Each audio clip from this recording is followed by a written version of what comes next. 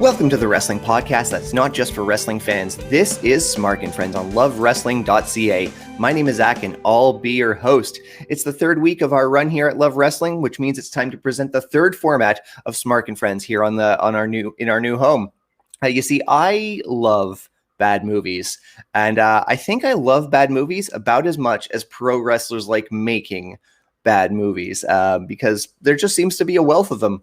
Whole bunch of B-movie action flicks with people who have also happened to have careers in the squared circle. And again, as an enjoyer of these B-movies, I've reaped the benefits. So that's what we're doing. We're going to be reviewing one of said films today. Joining me for the review is one of the staples, one of the pillars of what you might call the online wrestling community. When I first started cutting my teeth as a content creator, creating the Smark and Friends podcast, he was one of the first people to reach out, and first person with the all-important Twitter clout to help boost me a little bit, Mr. Fowl Original. Again, I haven't forgotten him doing what he did way back then and helping me out. And even if this wasn't the case, he's just a great dude to speak to. He's made a couple appearances here on lovewrestling.ca on various programs. Always a great time talking to Mr. Fowl. Mr. Fowl Original is joining me to review the 2013 film, The Package. This is as I said, 2013, directed by Mr. Jesse V. Johnson, written by Derek Kolstad. That name might sound familiar, and we'll get to that in a little bit. But most importantly, pertaining to this podcast, starring alongside Dolph Lundgren, is the one and only Texas Rattlesnake, Stone Cold Steve Austin. We're going to be back right after this message. Yo! We're the Voros twins. I'm the world's sweetest man, Gentleman Jervis. This is God's gift to wrestling, Michael Richard Blaze. This is Chelsea Green. And we love wrestling. And I love wrestling.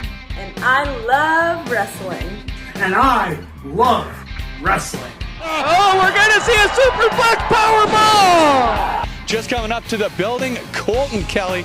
Colton, I am sorry to interrupt your cigarette, my friend. If they weren't the MVPs of pandemic wrestling, then I honestly don't know who are.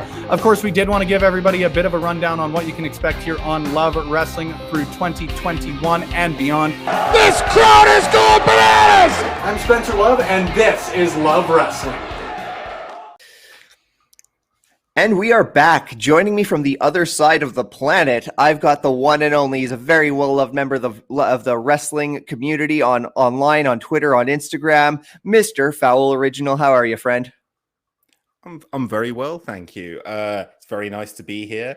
Yes, on the other side of the planet. It's a very late evening, but thank you very much for having me.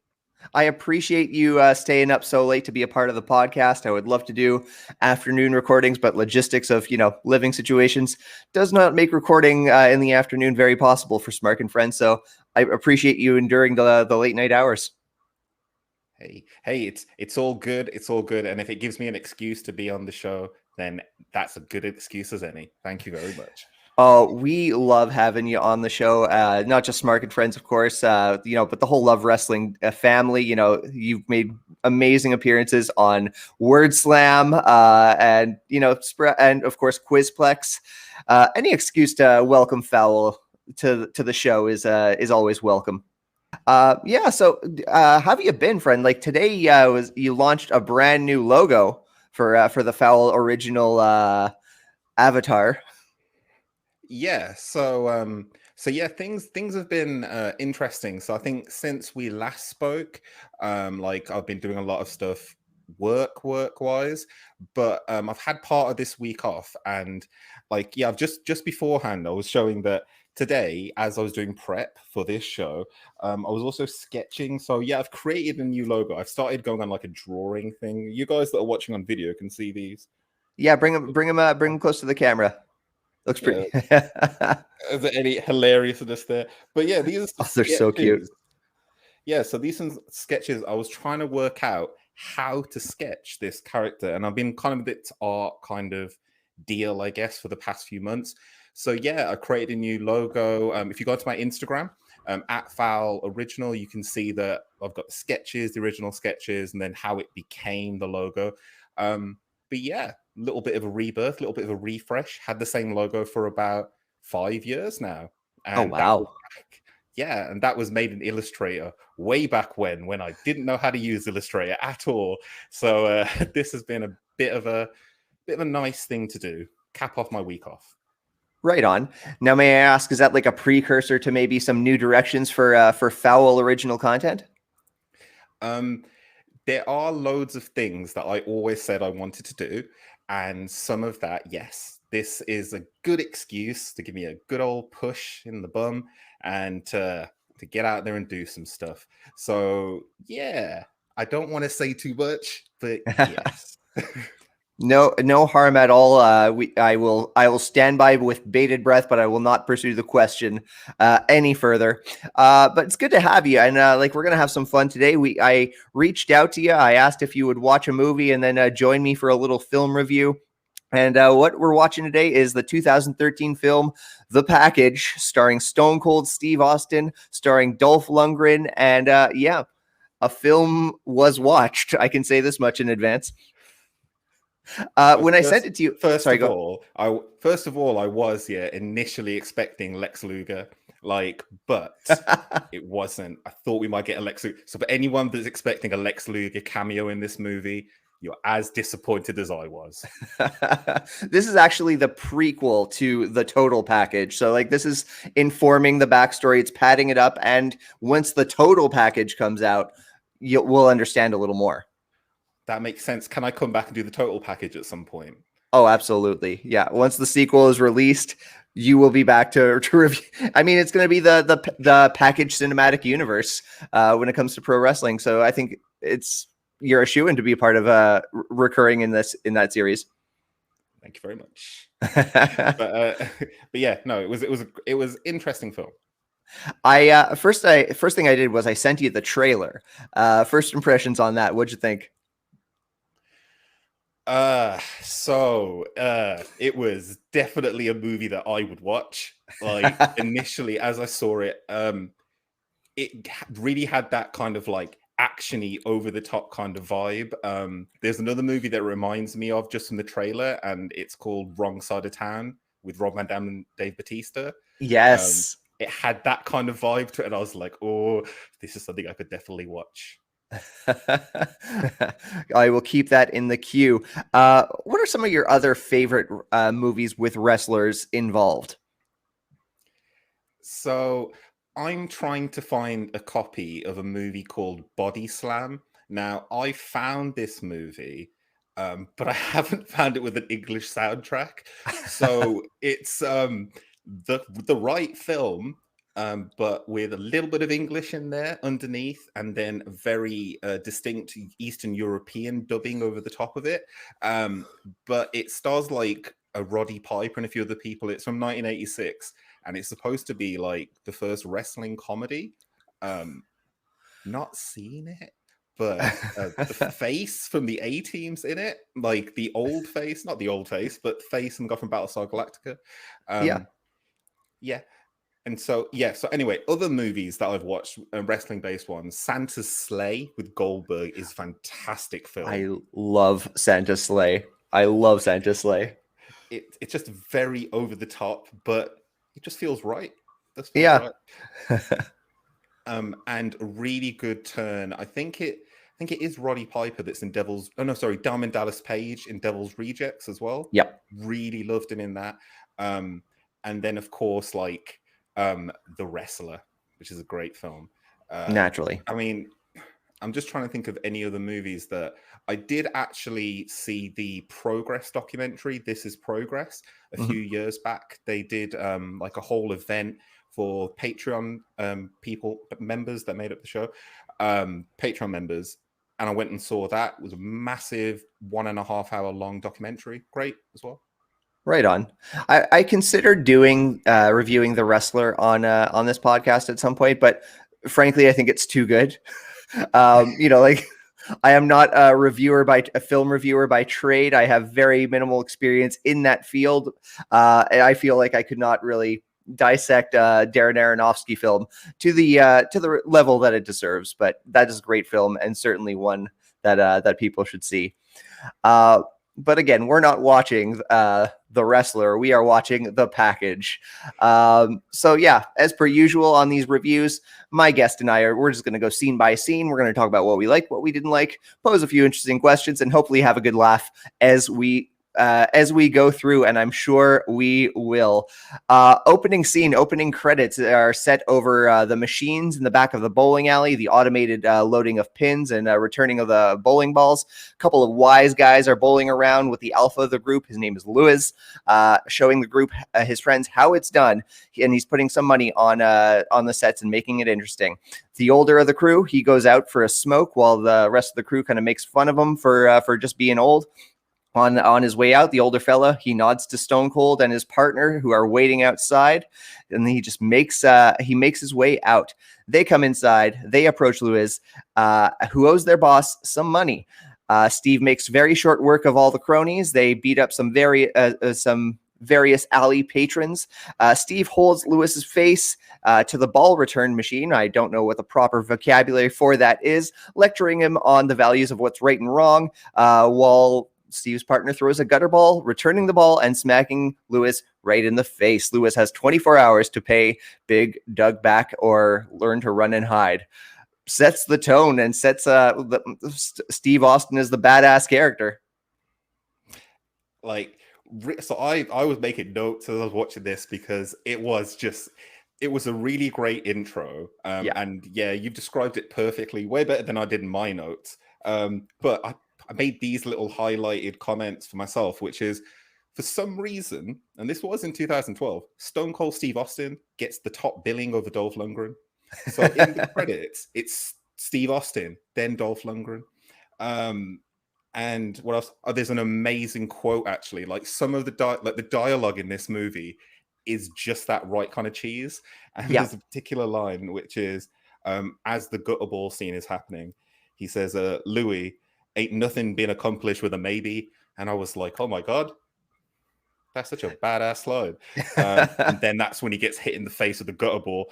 And he takes a photo for posterity. Really, really interesting. It kind of felt like two movies. It felt like a TV movie, but with really interesting intro sequence. I like it. Yeah, like the visual language of like the just use putting the end credits, not that far yet. The beginning credits over like the automated back alleys of a bowling alley. Pardon me. I thought that was very dynamic to look at. I'm glad you brought up the dialogue. I was going to mention this a bit later, but you're absolutely astute in that point. Like, the dialogue in that opening scene was very, very cool, but very cheesy. This movie was written, where is it in my notes, by Derek Kolstad, who a few years later finds fame in the John Wick series, another action franchise that's known very well for some very chilling dialogue. And yeah, ain't nothing got done on a maybe sounds like very much off the pages of a John Wick. So good. Like, it was just a beautiful intro, and like, it's quite a short film overall. So they got, pun totally intended, they punched a lot in there. They got a lot in there. It was good. See, the one thing I guess in retrospect, I should bring this up in retrospect later on, but like, I thought it really set up Steve Austin as more of the villain of this film. As annoying as Lewis was, like, Stone Cold came in like a villain and just made short work of everyone. It was pretty badass. It's like that bowling ball scene is very tense because like, the first time, like, I was watching and I was like, it's Stone Cold though. I keep watching, I was like, but he has to be he's a sympathetic baby face. He can't be doing heel stuff. And like, the first time the ball doesn't hit him and he takes his face away and you go, okay, there you go. There's a little, and then he hits him. And then I'm like, oh my God. And it's, oh goddamn, pun totally intended. He was Stone Cold. Like the next scene later on, especially just like, it's very, very good. It really pays. If you pay attention in the film, you are really rewarded. Like, it's quite an interesting action flick. But the bad guy, Stone Cold. Now I want to ask you, did you catch his partner's name? Because I tried listening carefully, and frankly, a lot of the people, a lot of the actors, kind of have generic headshots on IMDb, and I couldn't make out who was who. Did you catch it by chance? So I wrote his name down because for some reason I thought that I must have misheard it, but it was said twice. His name was Julio. Okay. That guy was Julio? That guy was Julio. So yeah, Julio, I've definitely written in my notes. Stone Cold is a debt collector, double fight, Stone Cold evades, blah, blah, blah, not letting go. Julio, yeah, several times. His partner's name is Julio. I've also written Solid Franklin, $100. I'm guessing that's what $100 is. That was the bet. Yeah. Yeah, Julio. Okay, good to know. Would not have pegged him for a Julio in about 100 years. But we move on. We move to Seattle, Washington. Steve Austin is going to see his doctor, as per Big Doug, their crime boss's instructions. They're all kind of going to see a doctor and get a check-in. Steve is in the waiting room. He undresses. He does kind of do a bit of a Lex Luger thing here, actually. He just like looks at himself in the mirror. It's more of a, you're still in there, old man kind of thing. But, a bit of a total package. Maybe we're onto something with this prequel. That's what I'm saying. You know what that is? Long-time storytelling. Long-time storytelling. Foreshadowing. That's foreshadowing, that is. That is foreshadowing. There's not really much substance to the scene other than it being referenced to later on. But do you have anything to add? It was interesting because as you've kind of said at the beginning, Stone Cold's this like bad guy, but then he's getting like a medical checkup from like his mob boss or something. It's very weird scenes to just kind of slap together. But again, I guess it's just giving Stone Cold some character. Like, so we know that he's not Stone Cold. His character's name is Tommy, and I've written him as Stone Cold with the whole of my notes as well. But yeah, Tommy, or Thomas as they call him later on. Give him a bit of substance. And I guess it's nice to see him. He's in good shape as well back in 2012. Like, I mean, certainly. Felt like he was in better shape than he was in the ring in 2010. I mean, he's not working every night and falling on his back 8 times a night. That's true. Yeah. So yeah, we move on from here. Tommy goes to meet Big Doug. They make small talk about the family. Steve, or I'm going to be doing the same thing. I'm going to be calling him Steve or Tommy. Again, Tommy Wick, by the way. Tommy Wick for future John Wick references as well. He delivers several of Big Doug's debts. That's a bit of a word salad. Plus a photo of the beaten up Lewis. Doug has a package that he needs delivered to the German, someone that Tommy used to work with, who he had a falling out with in the past. Doug says that if he delivers the package, he will eliminate Tommy's brother Eddie's debt. Eddie is also in prison, I should mention. The package is a small leather-bound square of some sort or something. Tommy is being paid not to know the contents of it. Lewis is also there to settle up on his way out. Tommy pats him on the arm, says, good on you, kid. You're making the smart choice. And yeah, bit of a tense scene with the big boss, Big Doug.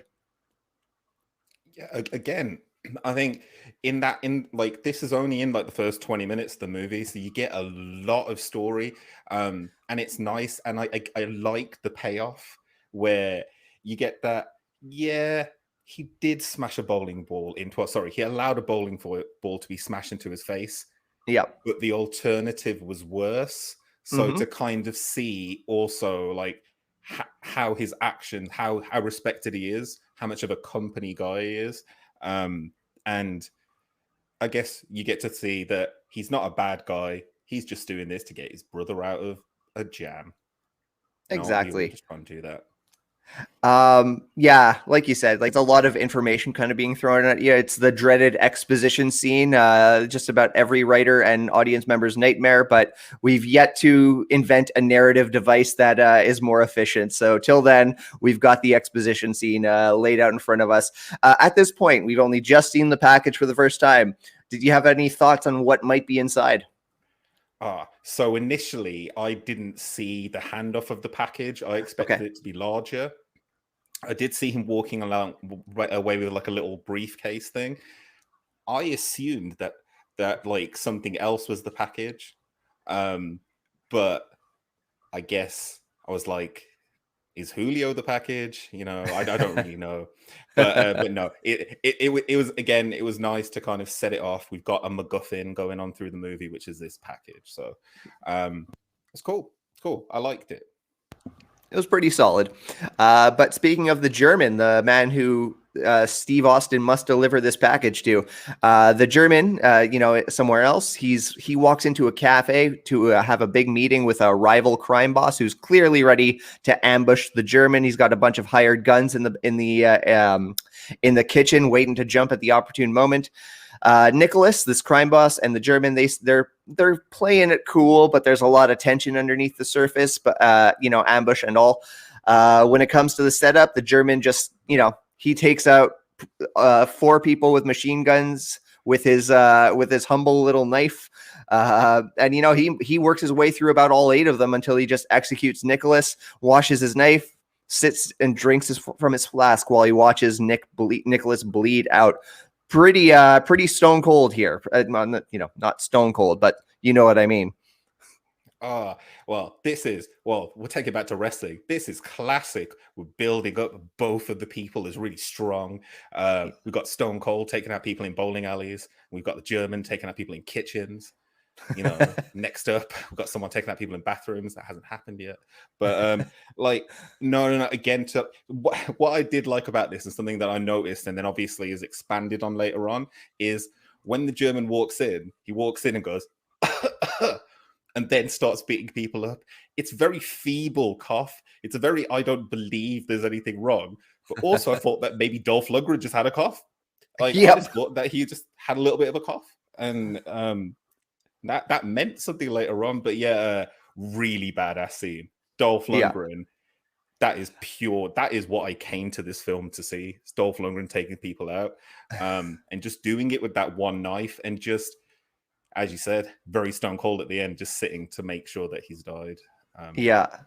Very, very chilling. This is when I really picked up on okay, wait, the dialogue is actually putting some effort here. When they're talking, Nicholas asks are we friends or are we enemies? Dolph Lundgren, the German, I should say, says, I don't think it's in my best interest to answer that. And Nicholas says, well, that's sort of your answer now, isn't it? I'm like, this is okay. Okay, you have my attention, writer. And even with the physicality of those scenes as well, there's all these little cues, which now that you speak about John Wick, it kind of makes sense, which is you put Dolph Lundgren essentially goes into that place unarmed, and he walks in and the guy's like, do you want some food? And he's like, yes, I will have some food. And then he just picks up a steak knife immediately, knowing that this is over, and he's just got that one item to just survive with, but he's that dangerous, and I think it gives him that kind of danger, that he's not someone to mess with either. So you building up 2 big guys, building up that poster image, which I always like. So yeah, really, really awesome scene, really awesome action scene. Yeah, really introduced the German about as effectively as you could, and he's certainly a lot more vicious than humble Tommy, who is gone to visit his brother who's presently serving time in penitentiary. Tommy tells Eddie that he's gonna wipe his slate clean with Doug with this one last job. Eddie's a bit ungrateful. He's a bit of a shit disturber, saying well, if your job goes wrong, I'm in here with Eddie's friends, and that's not good for me either. So anyway, Tommy leaves a little dejected, whatever. He goes home. He finds his wife set in the mood. They bang. She asks what they would do if all the work and the debt to Doug just magically disappeared. What would they do? They entertain the idea of him working as a bouncer. They bang again. There's a line that he says there actually, which is great. Okay, number one, it is amazing that a lot of this movie is Stone Cold's a good guy, and he's a really good guy. And then she asks she asks him, can he be the bouncer? Just be a bouncer and stuff. And he's like, there's not a great demand for my kind of skills in your world. That's when they bang again. That's his way. That's his best. I would, but I can't because I'm stone cold. God damn it. And don't you know who I am? These are my skills with these hands. Yeah, I will service, but not in your world. I don't know what is her world that she knows that she knows what he does. So I mean, she's certainly a lot more innocent than the debt collector Stone Cold Steve Austin. But again, I'm kind of like, I know you want to build a connection, show that Tommy has connections outside of this world and everything, but who is this scene for? Because it's Attitude Era kids who grew up who want to watch more Stone Cold Steve Austin. I didn't want to watch Stone Cold Steve Austin bang. I'm just going to say it. I didn't.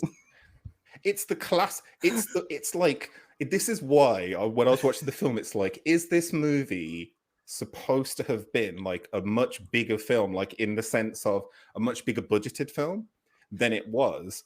Because in that particular scene, they do the classic, like they go to bang and then they go out of focus and they go away, they pan away. That's the kind of stuff you do on like basic cable. That's the kind of stuff that you do for a TV movie when, ain't nobody want to see that. Or maybe they realize that partway through, they're like, who would this sex scene actually be for? Let's quickly just zip away. You all know what's happened. Yep. It might happen again. Let's quickly pan away again. Like, so it was really weird. Yeah, but at least we didn't get to see Stone Cold's buttocks.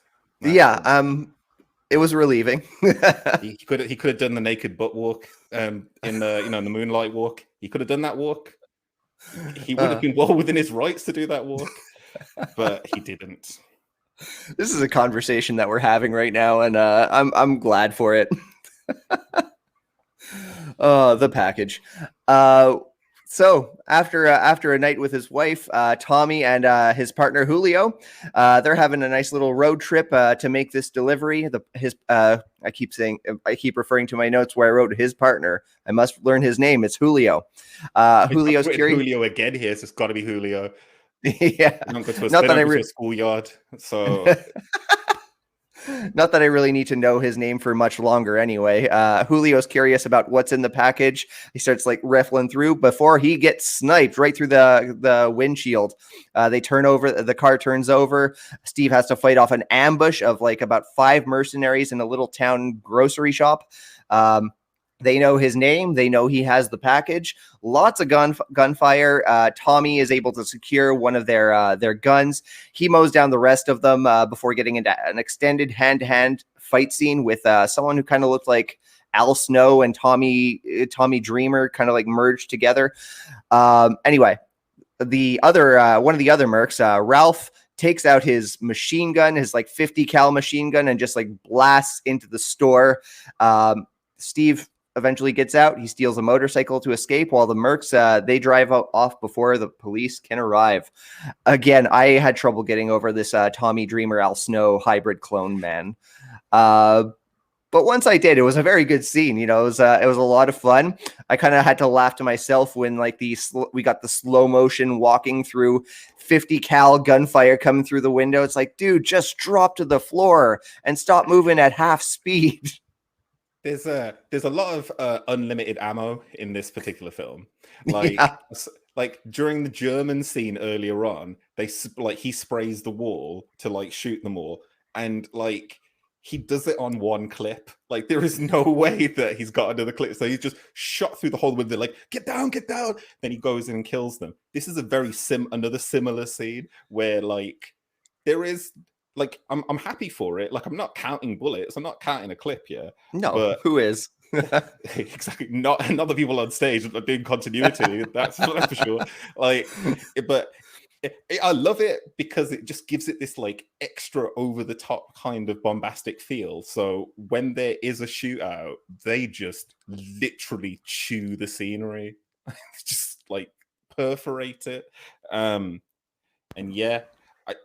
It was quite lucky that they got to the shop. I thought that was quite lucky. And initially, I thought that the package might have had some kind of like self-defense mechanism. It's only when they went down and the car's down and they're like, oh, I thought because it was very suspicious that as he opened the package, was like, I was like, it's a magic package. That's what this is. That, you know what? I had the same thought. I thought like this little wallet-sized leather-bound thing has like projectile with targeted accuracy towards the cranium. It's but yeah, just a conveniently timed sniper. I mean, I wasn't to know potentially if it was the Necronomicon Ek Mortis. I didn't know it could have been in there. Not gonna lie, at one point I thought it might be. We're not the things. So after everyone has fled the scene, the mercs phone their boss to inform them that Tommy has escaped. The boss now informs him that the bounty for the package is now up for grabs, and now the mercs will have to be dealing with other people who are coming for it. The new boss was tipped off by Lewis, actually, who overheard that conversation from Doug and Tommy. Do you like that little bit of continuity there? Yeah, like the whole way through, like, it's like, I've got all this stuff.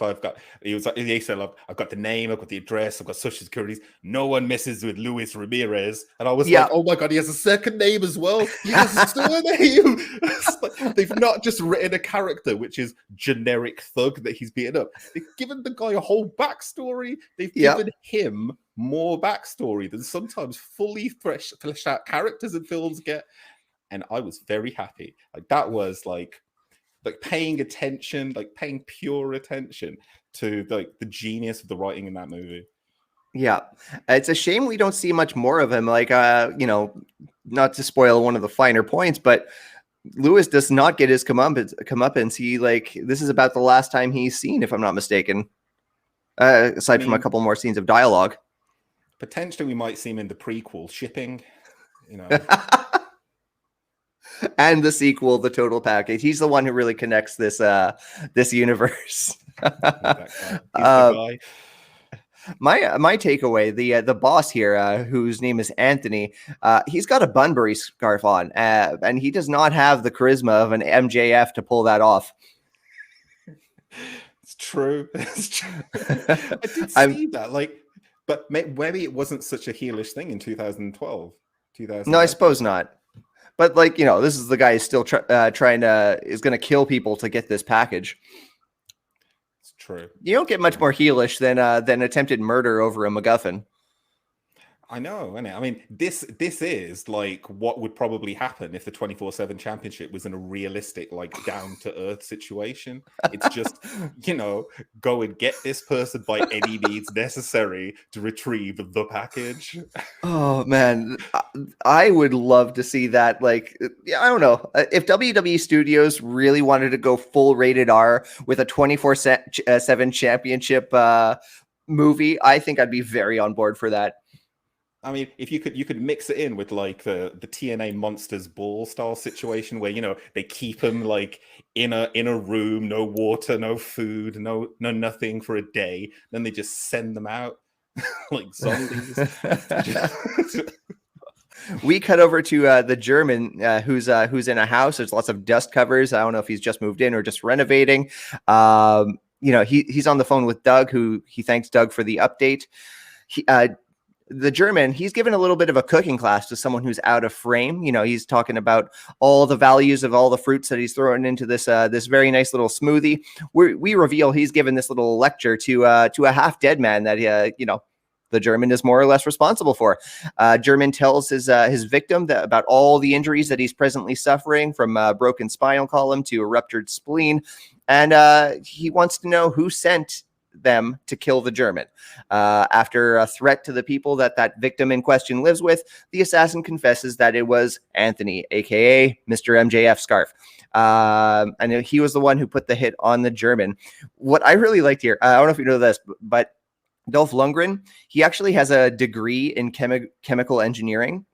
So like all the stuff, how he was talking about the nutrients and what they do to the body, it was just very convincing because he knew what he was talking about. It's like my thirst, because you don't get a lot about what the German is. And like in most like mob movies and like mafia movies, like whoever the mafia guy is has like a cover, like they have something. And I was like, is the German a chef? Is that what the gig is? Because it did feel like if this movie, it is like kind of product of its time, 2012. But if that movie was happening just like maybe 4 years later, that guy's doing like, a live stream. That guy's doing a live stream cooking show. And I was watching it with my 2021 brain on, and I was like, who's he live streaming this to? Like, he's obviously like doing a show. Oh, it's worse. But no, I really love that scene. I knew that he had like a a degree in something. I didn't realize it was chemical engineering. Oh, that makes a lot of sense. He was very convincing. So yeah, we cut to Steve. Tommy, he's washing up in the bathroom. He's cleaning up a very nasty gash across his chest. He's using like 6 little butterfly bandages to keep it all together. Most importantly, he's still got the package. He rides off on his motorcycle. Not really much to say there, so I'll just move on to the next one. We're back with the German. He's got, once again, German's got his little cough that's like getting a little more apparent as the film goes on. Are you an X-Files fan, Fowl? Yes, and I've written this down as well. Oh my god. Yes. Okay. Oh my god. I was gonna be like, oh, did you know? Yeah. No, I was so happy because the German is giving the cancer man, the cigarette smoking man from the X-Files, a little lesson on the martini. The German tells Cancer Man, who I will henceforth be referring to as such, he takes him to like a little makeshift doctor's procedure room. I don't know what the station in that the German has in his parlor. Cancer Man asks about the package and confirms that it's en route. Oh, so happy to see that see the Cancer Man. So I've written in brackets, like, because I was watching, I was like, it's got to be that guy. And he's like, says that he talks about like the cancer man. I've put in brackets X-Files smoking guy, and then I've started just referring to him as CS guy, conspiracy theory CT guy. Sorry, throughout.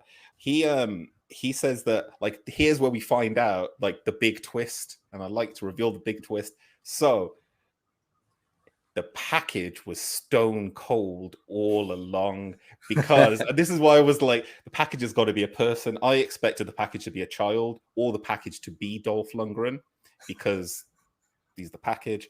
But it's apparently because Smoking Guy says that Thomas and himself, and this is really weird. They have a blood type which is HH. Yep. And I didn't know if that was like supposed to be some kind of meta joke that they both have Hulk Hogan's blood running through their veins. Oh no. Oh no. Poor guys. It's amazing they survived this long. I know, but they apparently that only him and the German have this blood type, and it's a 0.004% chance, and that's why Stone Cold is the package, because he's being kept alive to be fed blood to the German to keep him alive, which is the weirdest thing in the world. And Tommy has no clue that this is happening. Oh man, it's really, really weird. And like they've served together as well. Like in the past, like you find out that they, in the military together at some point. Yeah. Like wouldn't at some point they'd say, hey, like they've had like cut or something, they would have lost some blood. Neither of them can have blood from anyone else, I guess. So wouldn't that have come up at some point in their many days of shedding blood on the battlefield? But guess not. No. They keep that secret to themselves for another day. So not only is Steve Austin the starring the what's the word? You said it earlier, like the front bill, oh yeah, he's top billing. He's billing. Both, yeah, he's not only is he roles. Not only is he top billing, he is the title character in the package. Yeah, exactly. Little we to know that the character was coming from inside Stone Cold Steve Austin. The package was inside him the whole time. Oh, the real package was Stone Cold all along. Tommy finds a bar. He phones Doug. He says, listen, like, just send a new guy to finish this job. I'll wait here at this bar, but I can't finish it. Doug says he could do that, but, things will go bad for business. Tommy will start taking home much less pay, and Eddie's payment plan in prison remains the same. Hint, hint, nudge, nudge, stab, stab. So Tommy stays on the job. Phones Darla. He says he'll talk about his long day when they see each other tomorrow. She loves him, but he still won't say it back, which I forgot to mention through all the banging early on. But that is what it is.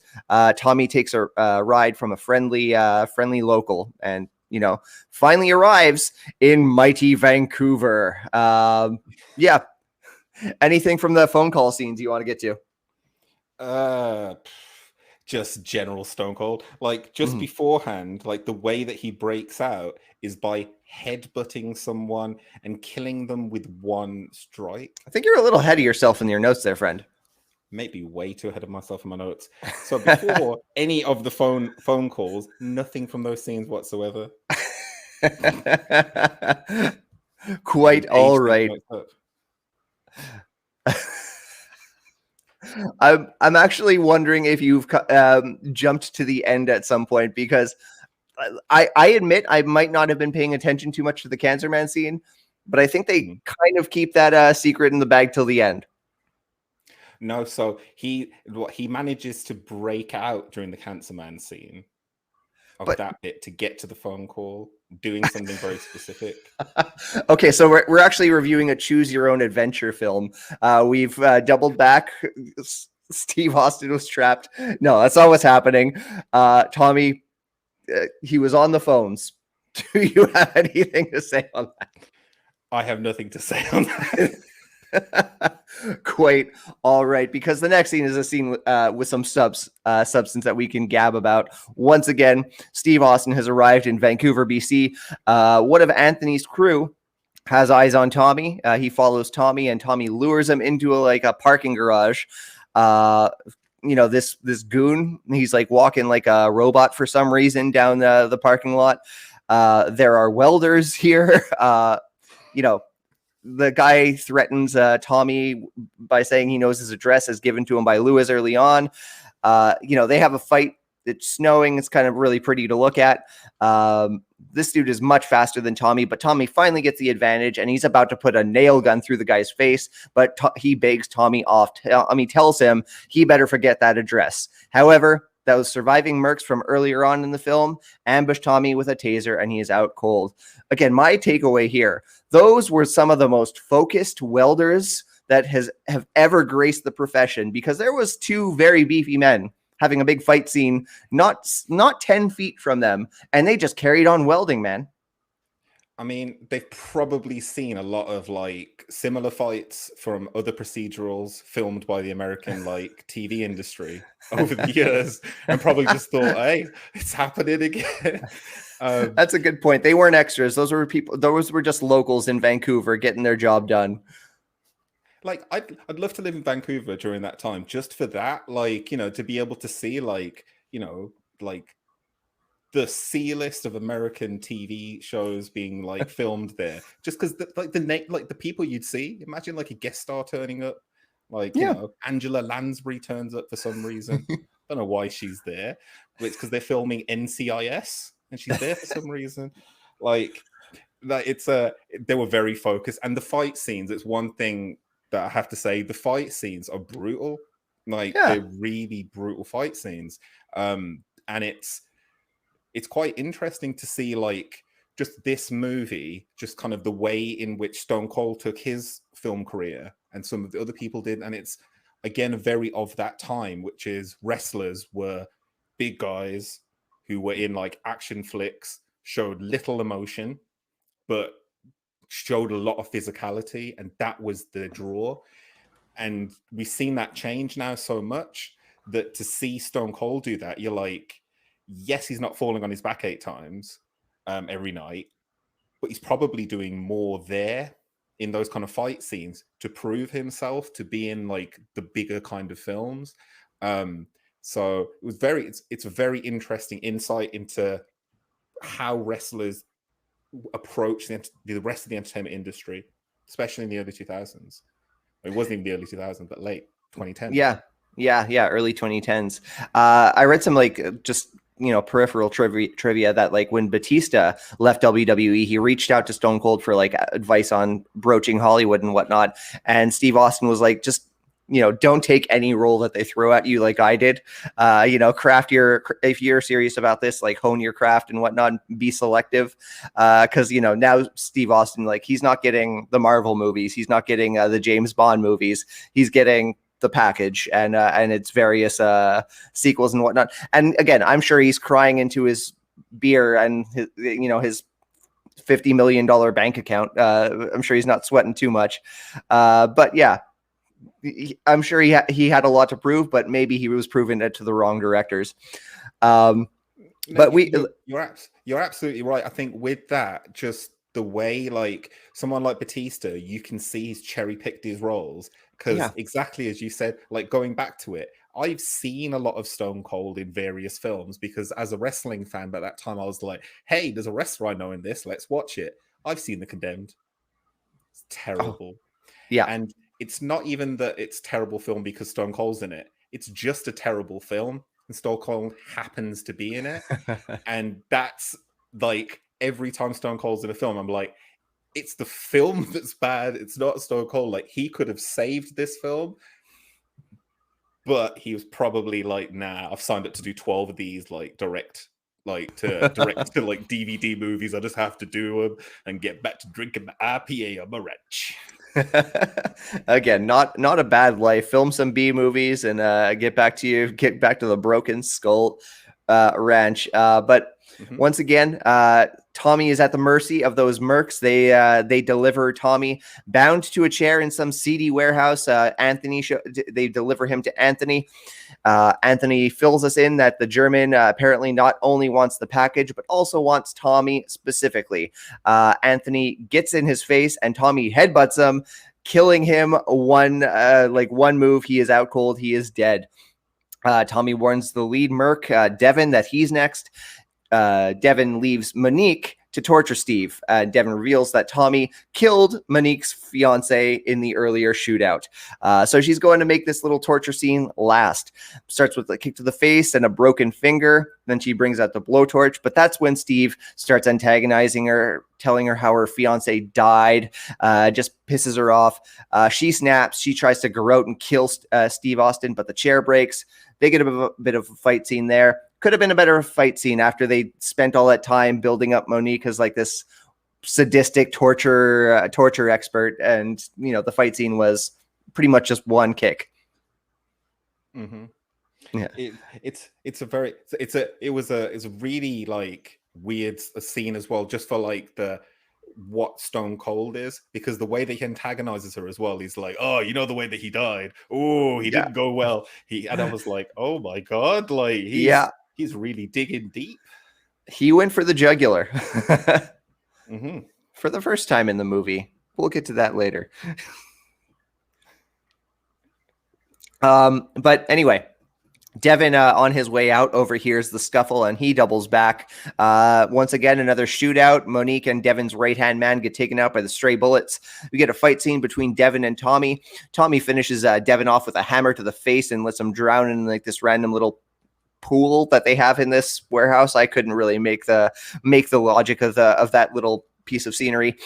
As he's leaving, the last of the mercs, Ralph takes Tommy out with a beanbag gun. My takeaway here is good on Devin, man. He worked the finger. In that fight scene, that was good psychology. Well, you have to sometimes, sometimes you just see the weakness. You just gotta go for it, especially when the guy can kill people with one hit. Like that in particular took the movie from where like I like a movie to what I love a movie, because now you're introducing like a touch of death mechanic into the film that like I didn't expect at any point in this film whatsoever. Bearing in mind I expected Lex Luger at several points to just pop up here. Like it's actually really, really impressive. Oh yeah, I think that's like the biggest criticism we can lay upon this movie. It's got great death mechanics, but there's not enough Lex Luger. There's not enough Lex Luger. This movie, exactly. It's the one thing I had to say is this movie might have been the package, but it's not the total package. The total package. So Ralph has delivered Tommy to the German. Tommy wakes up in the gurney, secured to a gurney in the German's parlor. Again, unless I missed something in an earlier scene, this is where we learn about the type HH blood type, otherwise known as Bombay blood. The Bombay. Bombay. I don't know. I'm just quoting the Cancer Man. I didn't get it either. I don't know. Bombay blood. I didn't know it was called, but I remember that now actually, and I didn't write it down quickly enough. I'm not even sure what the metaphor or the nickname supposed to mean? I like the only like explanation I can have is that the writers had watched Heroes, and like in Heroes there's like a big deal about like Dr. Suresh's blood. Like maybe he just was watching Heroes and that's with a H, and he just went Bombay blood. Let's call it Bombay blood. It's rare, right? Let's call it that. We'll call it that. I should have like researched type HH blood before this podcast, before this recording. But like, I think some things are best left to the imagination in a recording. And yeah, HH blood sounds like bullshit. Probably is. So German leaves the room after they explain. Oh yeah, by the way, the package itself, the little leather-bound package, of course, it was nothing but a pair of season tickets to the game. That's pretty much all they say. Oh yeah, it's tickets to the game. Yeah. German puts them in his pocket in his house coat and leaves the parlor while Cancer Man and his assistant start taking blood. That's when Tommy starts like muttering that he has a condition. German's gonna die if he takes my blood. And, Cancer Man's getting closer and closer. And once again, Steve bites the jugular. This leads to a big shootout. We got the guards coming in. Steve defends himself with the gurney against machine gun fire. Great stuff. He's able to secure and dual wield machine guns to take out the rest of the guards with his unlimited ammo mod. With his unlimited ammo. Actually, no. This is the one time a gun runs out of ammo in the movie, because he comes out and Ralph is there. Ralph is saying, "Hey, man, we don't have to do this. Like, I'm not greedy. I got the biggest score of my life with all my partners dead. Why don't you take half and why don't you disappear?" Steve takes out one machine gun. It's out of ammo. Takes out the other machine gun. Also out of ammo. Ralph pulls up his gun again, but then the German guns, boom, mows him down because he needs Steve alive. He needs Tommy alive. Yes, I kind of like that scene. I do like that instance of like negotiation. Like that could have been a satisfying ending of the movie, even without what follows. Like, I think if he just left with Ralph, they called it a day. I'm like, okay, yeah, that makes sense. Because you don't really get like what's good about the character of Stone Cold in this film is that he is a tweener. Like, he truly is. Like, you don't really know like how far he would go, or if he would do it, or if he'd just take the money and then kill Ralph, or like what he would do. But there is that kind of, maybe he would, maybe he would take the money. Don't know. There was a nice little moment of conflict there. It could have gone many different creative ways. But we're not ending this movie without a showdown between the German and Tommy. Like, this is just like a fist fight, at first, and Tommy's able to disarm the machine gun out of the German's hand, and they're just punching each other. Speaking of the death mechanics, while they're fighting, German's saying, "I hear you killed Anthony with one headbutt. I've only seen that happen one other time, and I had a roll of quarters in my hands." I loved that line, and it literally added nothing of substance to anything. There were some really good. That's why I don't know how much of it was improv, because there is a line actually from earlier on where the German has killed everyone back in the way back when he does the first kill, and as he's waiting for them to die, he says, "Did you expect anything differently from me?" And I'm like, oh my god, it's such a badass thing to say. Like, didn't need to, but yeah. Pop me that roll of quarters as well. It was, and like, again, it wasn't like, they had a moment of like both recovering, breathing heavily or something. Like, he was just like grabbing Tommy and like running him through the bar, running him through the walls, and like won't shut up about this roll of quarters. Yeah, big pop from me. But again, Tommy gets the upper hand. He just punches the German down until he can take no more. Tommy goes to pick up the car keys from Ralph. And then he overhears the German picking up a machine gun, but he picks up Ralph's machine gun, and the German is toast. So I think we've said what we can about the German and Tommy's conflict here. Good fight. I was well worth it. You know what? That fight was better than the fight between Batman and Superman in Batman versus Superman. And this movie wasn't predicated on a fight. Like, that wasn't what I was going in for. Obviously, I was going in for Lex Luger, but other people maybe going in to see them like teaming up. It was a great fight. Great. Like, it was a great fight after seeing them built up, and loved it. It was a lot of fun. But there's a final showdown after the final showdown, because Tommy, he goes and he has a sit down with Big Doug. Doug says, like, he asks Doug if he knew. Doug says, of course he knew. Doug says that it was business, that if he hid Tommy from the German, then he would have lost everything. And, that would have been bad for everyone he cares about and everyone he works for. Doug says that he and Tommy have a choice. They can either file this incident away and never speak of it again, or they can simply wish one another a hearty Godspeed. And they go for the latter, and they wish each other Godspeed and go their separate ways. Tommy stops by prison, and he's a lot more filled with a lot more gratitude than he was last time. He phones his wife about the miraculous amount of money that he found in the backseat of Ralph's car, and he rides off into the sunset, concluding the prequel to the total package. Yeah, and the cool thing is, obviously, it left it open-ended for the total package. Like, the cool thing is like, we didn't see Lex Luger. No. We knew that he was there, like, obviously, like, in the periphery somewhere. And like, I can't wait for the total package. Yeah, we knew he was there. He was just observing from a distance, just, filling the world with sunshine, and he's going to be there. Well, during that time, you probably know that he wasn't able to go to, I believe it was Anchor Bay Pictures that potentially made this film. I think he was in a contract, an exclusive contract, probably still working out his 90 days. Like, that makes sense. Yeah, his 90 days with Orion Pictures. So... that's sound logic, and I will not entertain any other idea beyond that. That's exactly what happened. I really enjoyed this movie. Like, again, it was a lot of fun. It was silly in all the right ways.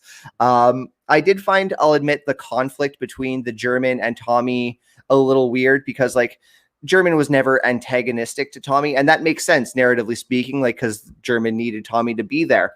It never seemed like, to me, that they were on a collision course for, a big brawl or anything. It just seemed like kind of two anti-heroes walking along parallel paths, and then have to have a meetup and hang out and probably drink a beer or something. But again, what we got, even though it kind of circumvented my expectations in that regard, I enjoyed what I saw. Mm-hmm. Like, it's a movie. It's a great popcorn movie.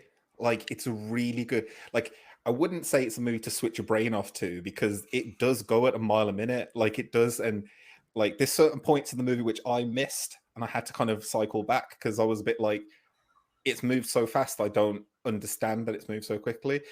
But it was good for what it is. Now, I've seen that the reviews weren't too favorable for it when I had a look at the reviews.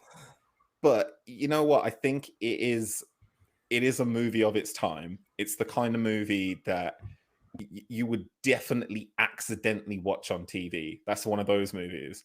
And you'd enjoy it. Like, it wasn't offensive, like, in any way, shape, or form. And I think that it's one of the best, like, especially during that period of time, like, cash-in movies. Like, you spoke about the Expendables 2 and stuff.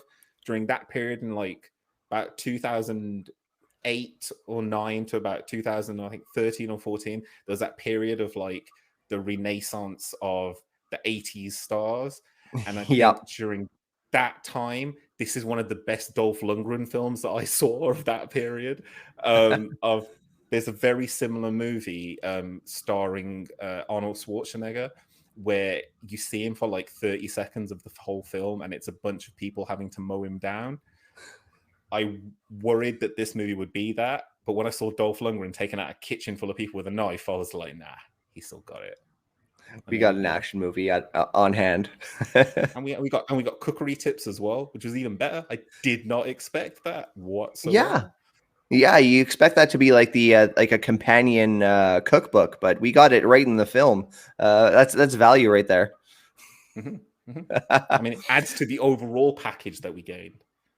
Yeah, again, not the total package, but the overall. Yeah, overall package. That's the name of the whole. That's the whole universe. The overall package.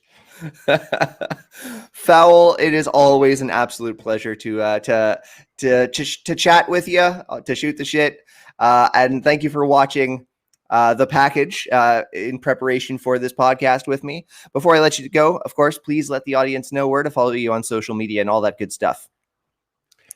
Well, thank you again for having me on, and for a great movie. Actually, definitely not one that I would have picked on purpose, but definitely surprised me.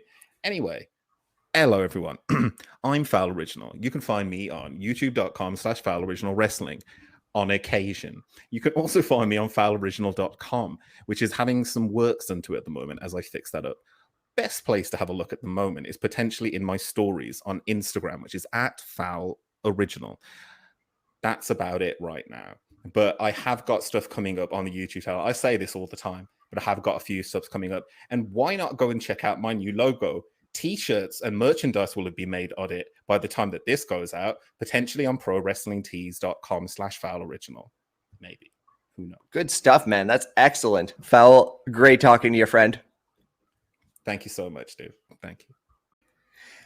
That was Fowl Original joining me to review the package starring Stone Cold Steve Austin and Dolph Lundgren. Once again, Fowl is just one of the great dudes, just a great dude to speak with. And, we always love having him here at Love Wrestling. Recently, or, maybe a month or so ago, he took part in Word Slam, which is part of the Poetry of a Promo brand here at Love Wrestling, hosted by the enigmatic Wordsmith.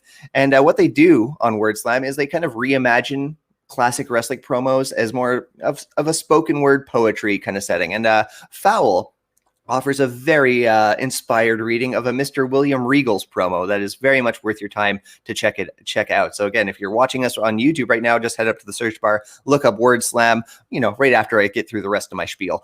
Actually, before I do, please let me know if you have any favorite wrestling films starring wrestlers, because I've seen a lot of them, but I always love hearing about ones that I might have missed. So please let me know, and you can do so on social media by following me at SmarkMouth. You can of course follow the show at Smark and Friends. My own Instagram, if you want to check that out, is smark.mouth. And of course, you can follow at Love Wrestling pretty much on all the social media platforms that you can think of. And if you like what you hear on this podcast or on any of the other Love Wrestling content, please head over to ratethis.com/lovewrestlingca. It means the world. We're very proud of what we do here at Love Wrestling, and we really hope that you're enjoying it as well. That was Fowl and I reviewing the package. Thanks for listening. We're going to be back next week. Till then, friends.